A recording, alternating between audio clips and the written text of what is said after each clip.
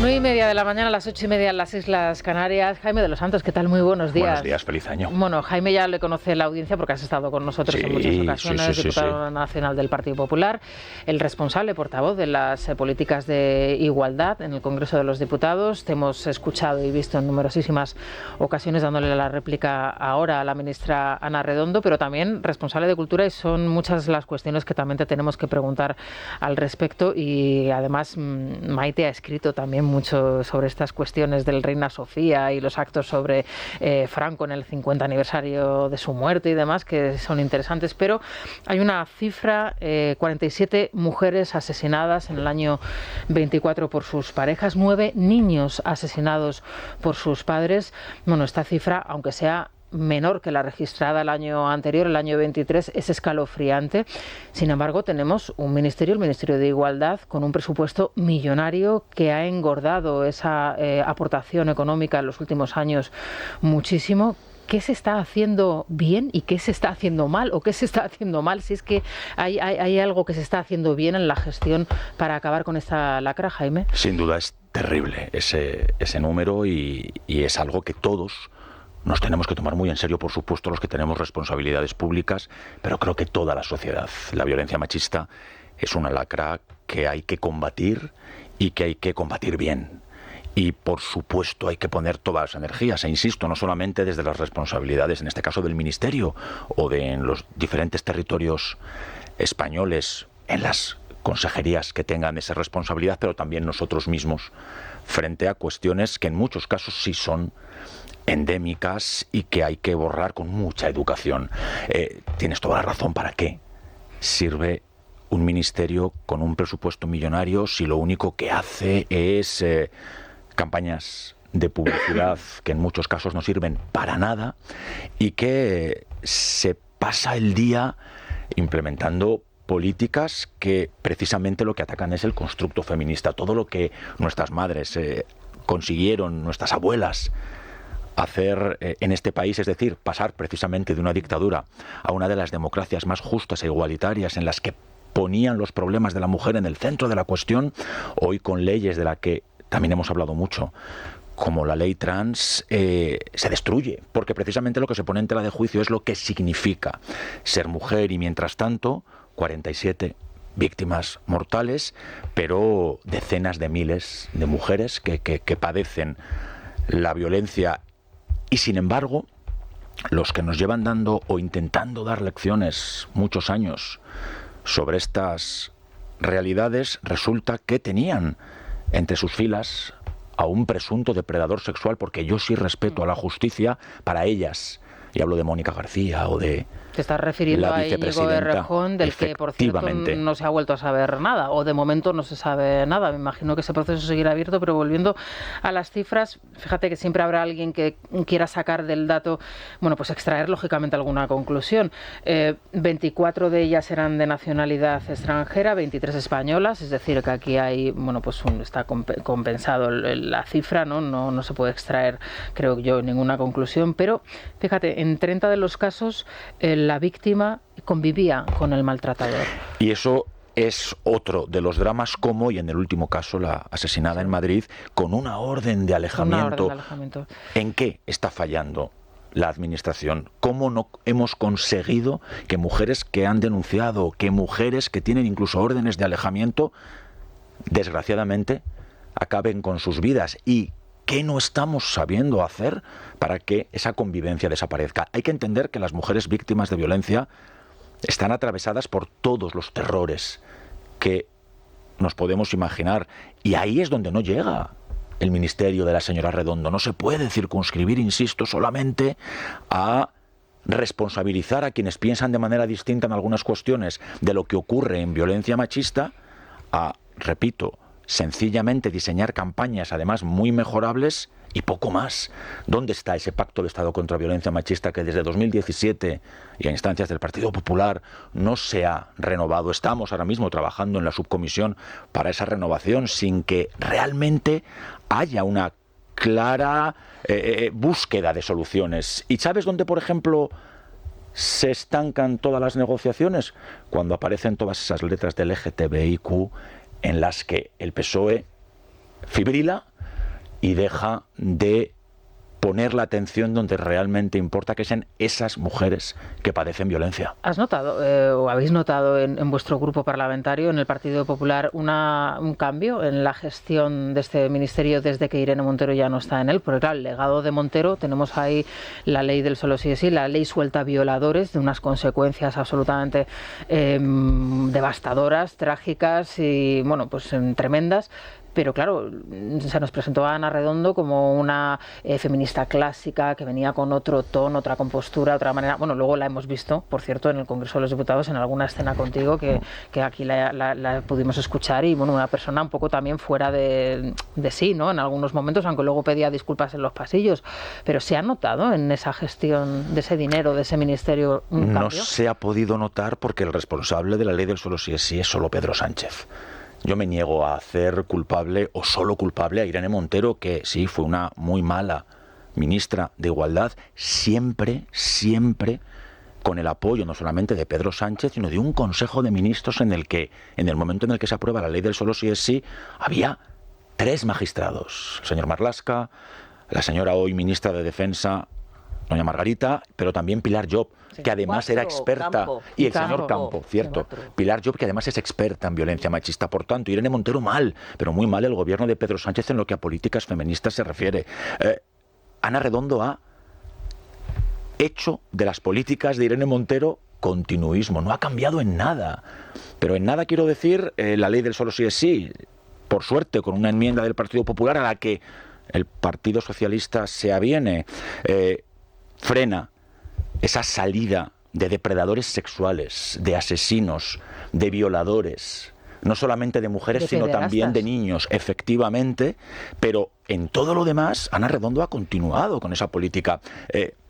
A la que fue directora general del Instituto de la Mujer, hoy cesada porque parece ser que beneficiaba a su pareja con contratos públicos, manda narices en cuestiones tan sensibles y tan necesarias como las de las mujeres que sufren la violencia por parte de sus parejas y exparejas, pero como era contraria a la ley trans, desde una parte del Partido Socialista y desde una parte del gobierno, la que representa Sumar, día sí, día también, recibía críticas salvajes. Y nunca la defendió Ana Redondo. Entonces, Ana Redondo, de feminista clásica, nada. Y el feminismo, Rosana, al final se ha basado en los últimos 50 años, y hablo de los últimos 50 años porque son los de la transición hasta la España de la que hoy disfrutamos a pesar de muchos, se han basado en cuestiones como, evidentemente, la defensa de la igualdad de las mujeres respecto de los hombres y en materias tan significativas como la de acabar con la prostitución forzosa.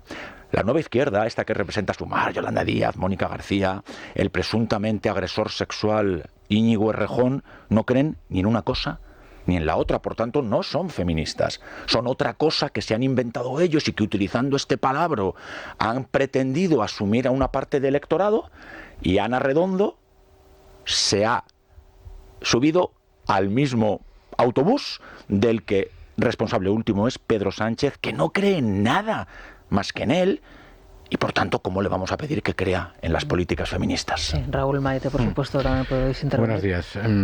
Partiendo de la base de que yo creo que el problema de la violencia en las parejas es profundamente complejo y tiene muchísimas derivadas y a veces desde los medios y desde la política se lanza la idea equivocada, en mi opinión, de que cualquier problema haciendo una ley o legislando se va a solucionar. No vale solo. Y no es así. Pero en concreto, la ley de violencia de género ha generado siempre un debate muy ideológico por su propia naturaleza, que es una ley que también tiene una carga ideológica muy fuerte y se ha criticado mucho pues cuestiones como que no respeta la igualdad ante la ley de ambos sexos y demás. Y por otro lado está el debate de su eficacia, que se centra siempre en la gestión del ministro de turno y demás.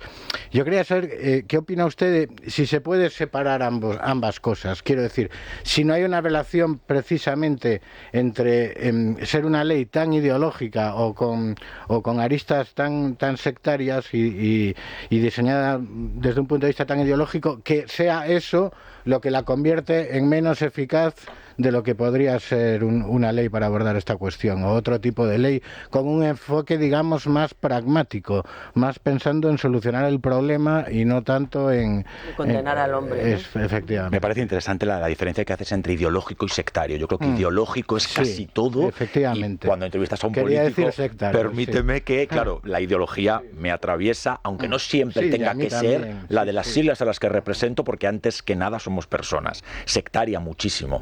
Es una ley que tiene 20 años, que por supuesto ha supuesto muchos hitos. Hasta hace 20 años, de hecho, era un tema del que prácticamente no se hablaba, y es una lacra que evidentemente hunde sus raíces en cuestiones educacionales, históricas, de siglos y siglos y siglos, que no por eso tenemos que dejar de combatir. Por eso decía al principio, es en primer lugar responsabilidad de los que detentamos cargos públicos, porque para eso nos hemos presentado a unas elecciones, para resolver los problemas de los ciudadanos y las ciudadanas, y no solamente para enriquecernos y poder ir en falcón a donde nos apetezca, sino para realmente poder ofrecer soluciones. Y luego de todos y todas, todos tenemos que educar a nuestros hijos y a nuestras hijas, a nuestros sobrinos y a nuestras sobrinas en igualdad. Los medios de comunicación tienen una responsabilidad inmensa. No puede ser que desde determinados lugares, aunque en muchas ocasiones se oculte con cierto regustillo de sentido del humor, se sigan perpetuando diferencias que son las que llevan a la violencia, porque que somos diferentes lo somos, porque que todos los hombres no somos agresores en potencia, faltaría. Es más, se equivoca quien ponga el foco sobre el hombre por ser hombre como potencial nada. Lo que no quita que a lo largo de la historia el hombre, por 1000 motivos, haya detentado una posición de poder, muchas veces, la mayoría, sobre lo que significan las mujeres. Pero estamos donde estamos, en el año 2025, insisto, en una democracia liberal, como decía Su Majestad el Rey, en el mensaje de Navidad, profundamente madura a pesar de todos sus fallos, que no puede dejar de preocuparse de quienes más sufren. Y en el caso de la violencia machista, son las mujeres.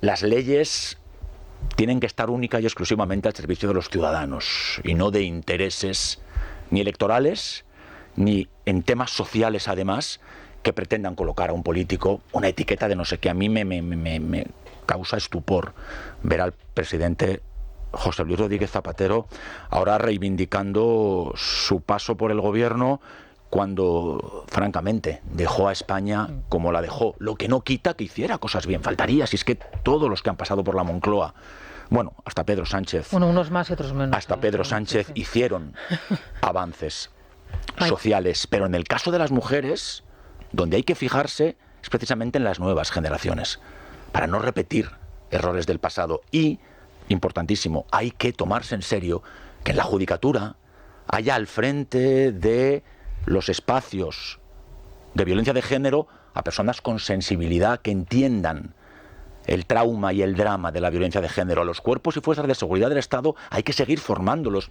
Decías una cosa, esa desigualdad que la ley implica no es realmente cierto. Esto hay que explicarlo. Cuando a un varón, después de una denuncia por parte de una mujer presuntamente víctima de violencia machista, se le lleva a un calabozo, es porque un juez ha decidido que así sea, porque ha visto algún tipo de peligro. Es decir, siempre media un juez para que se lleve a cabo esa detención. Y los jueces no son, por supuesto, infalibles, pero las leyes deberían serlo. Y la protección de las mujeres sí está por encima de otras realidades. El drama es que siguen habiendo asesinatos y que quienes tienen la responsabilidad de gobernar, que son ellos, que no lo olviden, parece que no hacen nada. Me parece que 20 años después sería el momento de plantearse una reforma de la ley. Sin duda. Y además que este tema se lo tomara muy en serio el ministro del Interior. Porque está muy bien que desde el Ministerio de Igualdad se intenten desarrollar medidas que pongan freno a esta sangría. Pero sin el Ministerio del Interior, sin el Ministerio de Justicia, no hacemos nada. Sin el Ministerio de Educación no aseguramos futuro. Lo que no puede hacerse es una política feminista y dejarla en manos de una señora que, bueno, de momento no ha hecho nada más que llegar a acuerdos con paradores para que allí haya no sé qué resortes por la igualdad. No, es que esto es un tema muy serio. ¿Para cuándo realmente un apoyo por parte de todos los ministerios implicados en una cuestión, porque créanme, el medio ambiente con perspectiva de género es mucho menos importante que poner freno al asesinato de mujeres y, por supuesto, de criaturas. Maite. Sí, yo creo que la ley, de todas maneras, está bastante fuera de la realidad. Incluso el planteamiento, quiero decir, la idea de acabar con la lacra del asesinato de mujeres es que no se puede acabar. O sea, yo soy muy pesimista, la naturaleza humana es la que es, y a ver que tampoco se puede acabar con el asesinato de hombres, siempre va a haber. Otra cosa es intentar minimizarlo como se ha hecho, y efectivamente ahí la parte educativa es esencial, pero bueno, estamos hablando de factores individuales, donde entra mucho en juego la psiquiatría, la psicología y las vidas de parejas que hay que tratar de manera individualizada, es decir, generalizar y decir que es que el hombre es violento por el hecho de ser hombre, y a partir de ahí haces una ley como la violencia de género que efectivamente es profundamente desigual, trata de manera diferente, no porque el hombre sea violento o la mujer la víctima, que eso, la mujer justamente se trata de atajar intentar minimizar estos asesinatos, pero es una ley que lo que está generando, y no sé si eso lo tienen contemplado en el Partido Popular, es un problema que lo niegan, que son, por ejemplo, las denuncias falsas, la indefensión en la que se encuentran los hombres, los procesos sobre todo de separación. Hay casos, ya hay libros documentados, reportajes que salen continuamente de casos dramáticos, que la ley hace que el hombre quede indefenso frente a las denuncias falsas. Eso es uno de los puntos que me pregunto si estáis tratando. Te iba a decir que el libro de Kiko Alsedo, Algunos hombres buenos, es estremecedor. Este fin de semana había un reportaje en El Mundo sobre un caso de una señora que trabaja en un juzgado que cómo maltrataba a sus hijos después de haber denunciado en falso a su marido fiscal, que estaba impotente, un fiscal frente a eso. Entonces, eso por un lado, el hecho, las lagunas terribles que crea esta ley a la hora de la indefensión que tienen los hombres, y por otro lado, el tema de los extranjeros. Tú has dado el dato, Rosana, la mitad de las víctimas o la mitad de los asesinos son extranjeros, sí, 50%, dado que la población, ahora mismo no sé, pues a 10-15% de la población que vive en España es de origen extranjero, hay una sobrerepresentación de asesinatos que tiene que ver, me imagino, efectivamente con factores culturales, educativos. Entonces quizás tal vez había que plantearse algún plan más específico hacia la población inmigrante, ¿no? No, los hombres no son violentos, insisto, per se, faltaría. No obstante, como los datos son los que sustentan la realidad, también hay que reconocer que entre la población presa en España el 96% son hombres y el 4% son mujeres.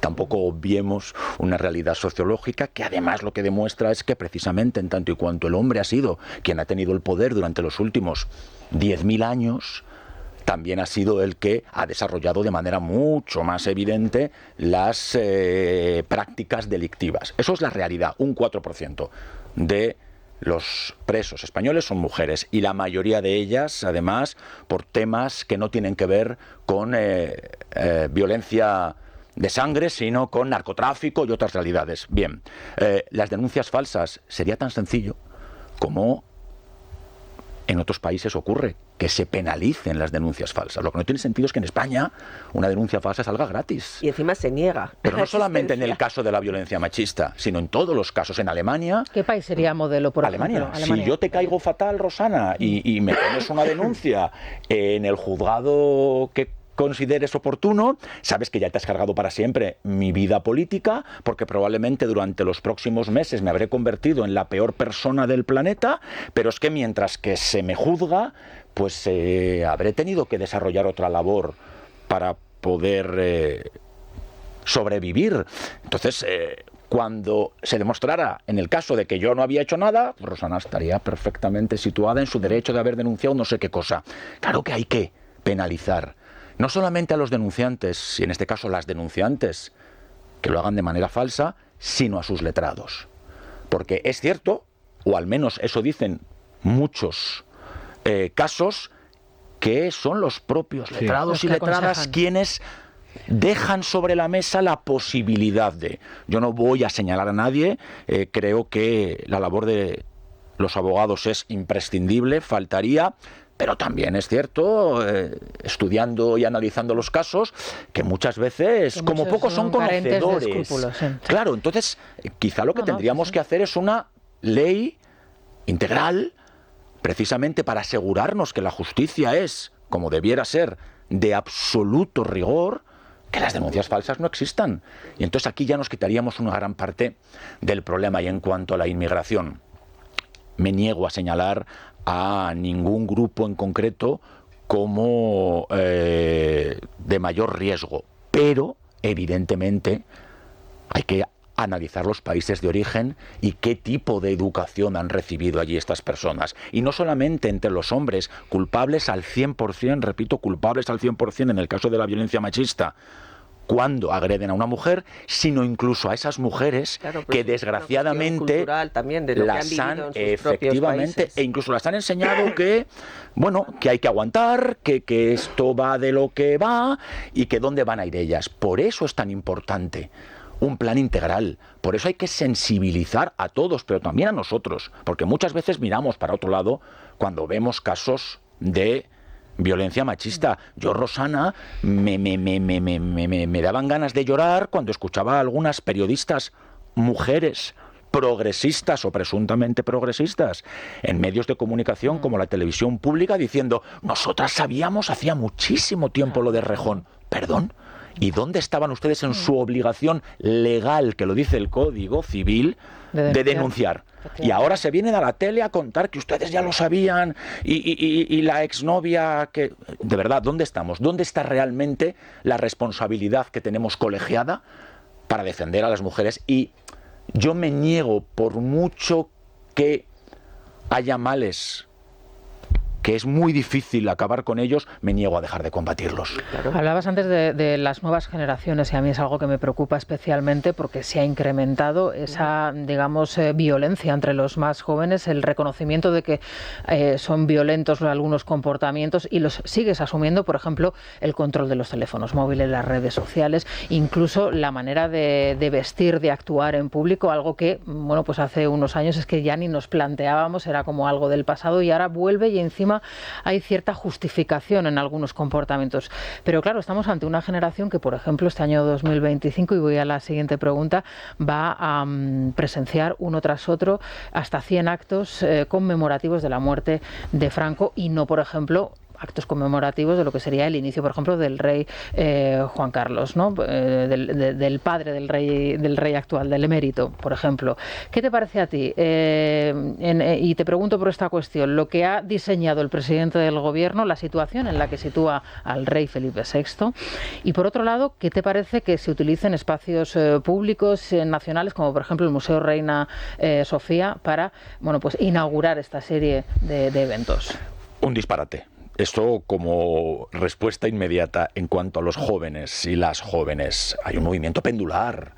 No tiene ningún sentido que en la década de los 80 o de los 90 hubiera más libertad y viviéramos con mucha más tranquilidad determinadas cuestiones y que mis sobrinos ahora se sientan casi acorralados respecto a según qué letras de canciones, pero sin embargo hayan normalizado que algunos de sus amigos, no ellos ni ellas, hablo de mis sobrinos, puedan revisarles los móviles a las parejas. Cuando llevas todo tan al extremo, cuando todo lo conviertes casi en una caricatura, hay desgraciadamente una respuesta que es toda la contraria. Efecto rebote, para el otro lado. Y quienes estamos en el centro, que es enorme ese centro y que podemos tener además diferentes sensibilidades, tenemos la obligación de hacer de polo para intentar normalizar, tranquilizar.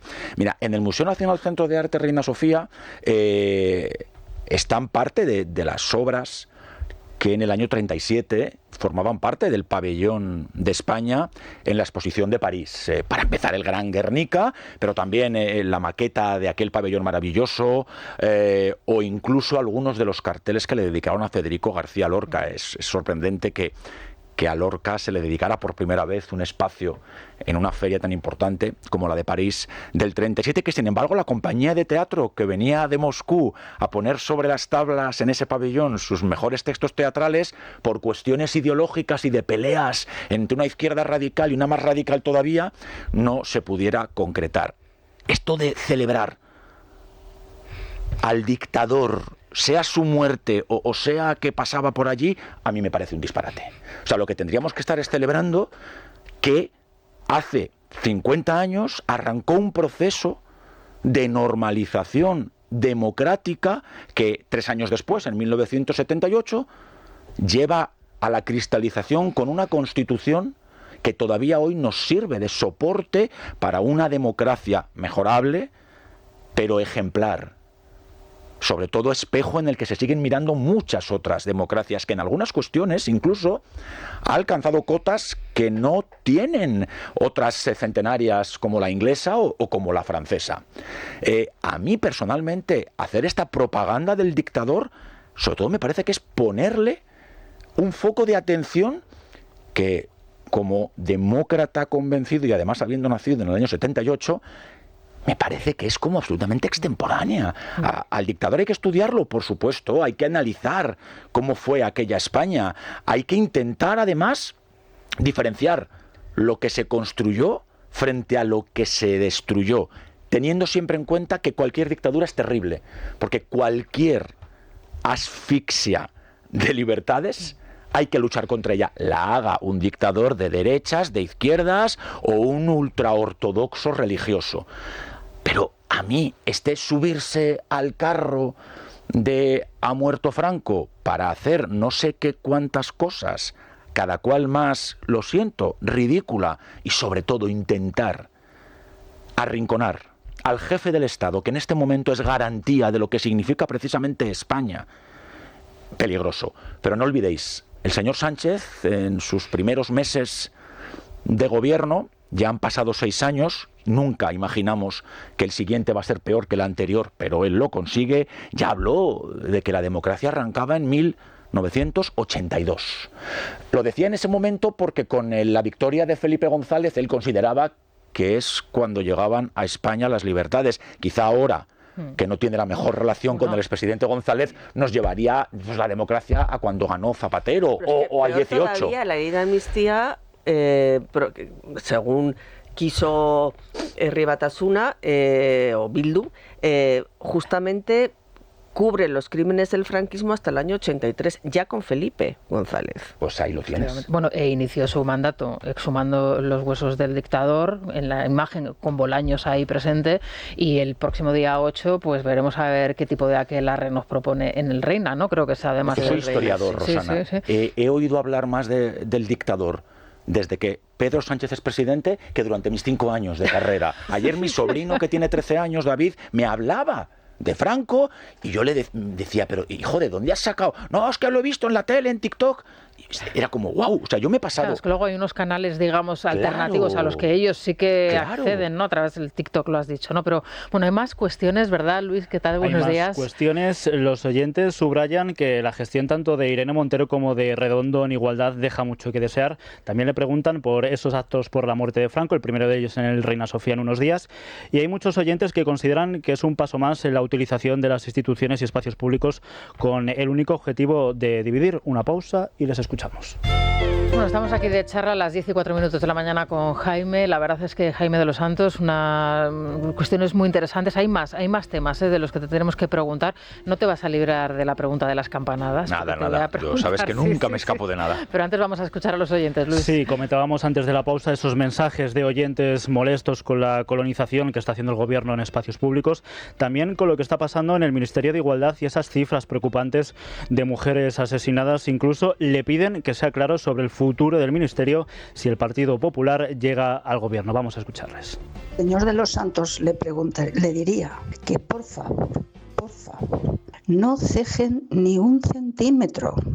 Y si tienen que dar un puñetazo en la mesa, la den. ¿Qué piensa hacer para convencer al resto de los españoles que no son votantes del PP? ¿Qué se puede hacer para que no haya más asesinatos, para que no haya más violencia vicaria, para que lo de Franco es una perogrullada, una insensatez? Mi pregunta era la siguiente: que con tanto dinero que destinan a ese ministerio no funciona, cada vez va peor, ¿en qué lo meten, en qué lo gastan? Si llega el Partido Popular al gobierno, ¿cuánto va a tardar en quitar el Ministerio de Igualdad? Pues yo creo que este ministerio no vale para nada. Ya se ha visto desde la ministra Irene Montero que lo que es un negocio para ellos, y pues siguen asesinando y matando a personas. Aquí comen todos, pero nadie hace nada. Lo de los espacios públicos, bueno, pues es eso.